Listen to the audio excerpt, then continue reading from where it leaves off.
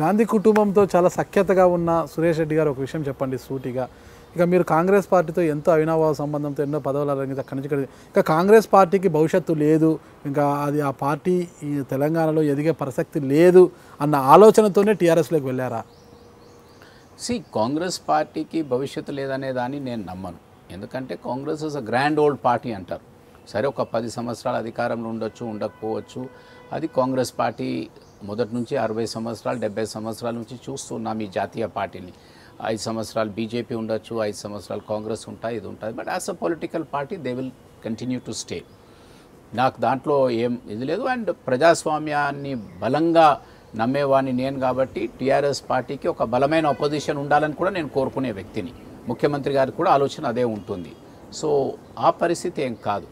నేను చెప్పేది మళ్ళీ రెపిటేషన్ అవుతుంది కాబట్టి చెప్పడం లేదు, కానీ చెప్పే మాట చాలా క్లియర్గా సూటిగా చెప్పాను. రాష్ట్ర స్థాయిలో ఆడ కొన్ని ఇబ్బందులు వచ్చాయి.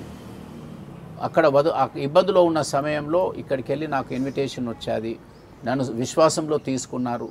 6 సంవత్సరాల నుంచి ఏదో ఇవాళ ఎలక్షన్ అంతా చెప్పారు, బాగానే ఉంది, కరెక్ట్గా ఉంది. అయితే ఆ సమస్యలన్నీ ఉన్నప్పుడు ఇటీవల రాహుల్ గాంధీ గారు ఇక్కడ పర్యటనకు వచ్చారు, ఆయన దృష్టికి ఎందుకు తీసుకుపోలేదు?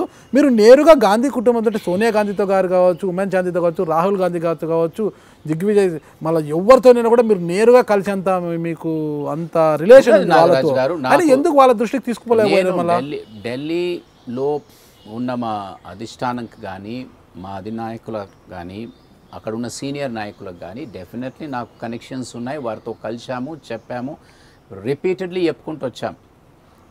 ఫండమెంటల్గా నేను ఇప్పుడే చెప్పాను కదా, నేను చెప్పింది నన్ను ఏదో చేయండి, మిమ్మల్ని ఏదో చేయండి అని చెప్పడం కాదు. వారికి ఎవరు ఇష్టం ఉన్నా you have to develop regional leaderships అని చెప్పాను.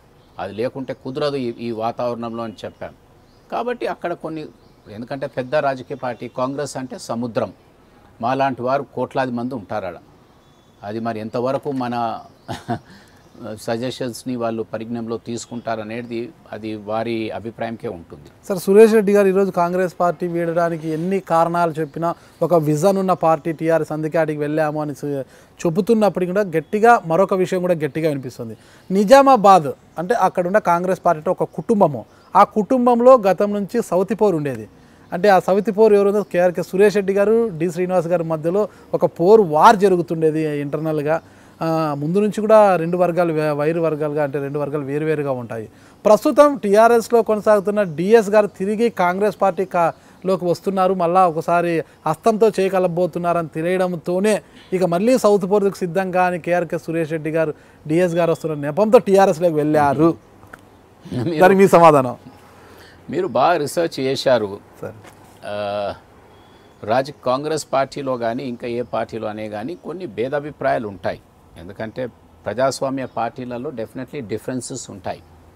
ఆ డిఫరెన్సెస్ ఆయన ఉంటే నేను ఉండొద్దు, నేనుంటే ఆయన ఉండొద్దు అనే అంతవరకు ఎక్కడ ఉండవు డిఫరెన్సెస్. సరే, డిఎస్ గారు వారు ఏ కారణాలతో వెళ్ళిపోయారు, మళ్ళీ ఏ కారణాలతో నెట్టిపోతున్నారు, అది వారి ఇష్టము.